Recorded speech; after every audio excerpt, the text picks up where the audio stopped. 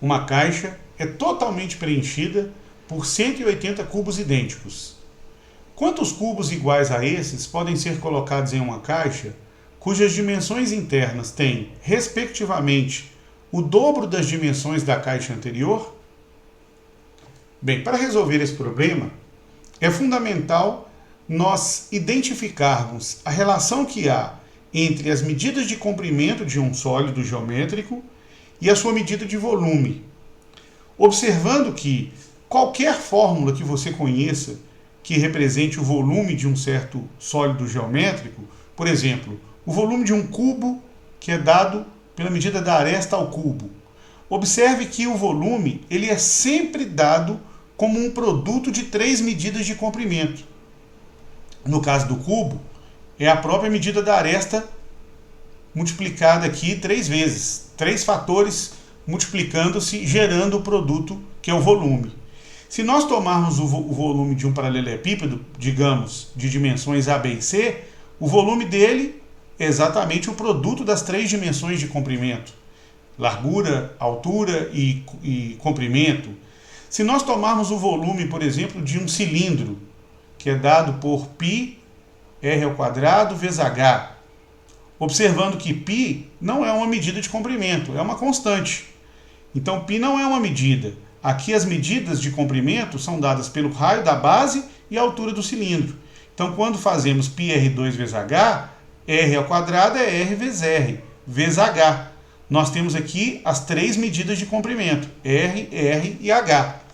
Isso é bastante claro, uma vez que a medida de comprimento, ao ser multiplicada, 3 medidas de comprimento sendo multiplicadas entre si, elas vão gerar, evidentemente, uma medida de volume, porque se nós multiplicarmos centímetro com centímetro com centímetro, vamos obter uma medida dada em centímetro cúbico.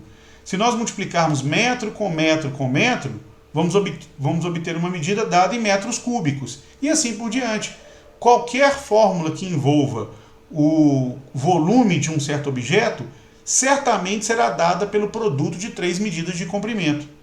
Então, quando nós pegamos 3 medidas, digamos x, y e z, cujo produto representa o volume de um certo objeto.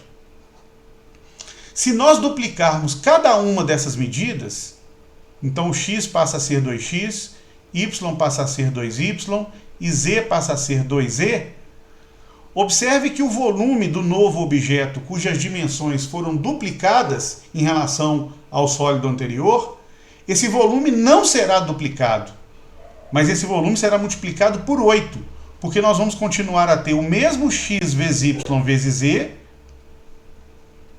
vezes 2 vezes 2 vezes 2. E ao multiplicarmos 2 vezes 2 vezes 2, estamos multiplicando esse produto xyz por 8.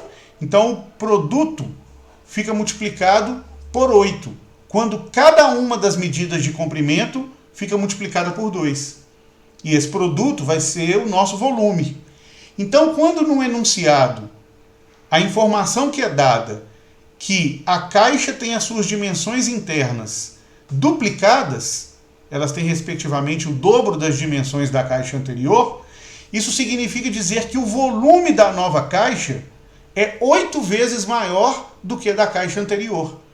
Então, se na caixa anterior cabiam 180 cubos, na nova caixa, cujo volume é 8 vezes maior, então nessa nova caixa caberão 180 vezes 8 cubos, porque o volume ficou 8 vezes maior. E aí, multiplicando 180 por 8, então na nova caixa cabem exatamente 1.440 cubos, que é a resposta.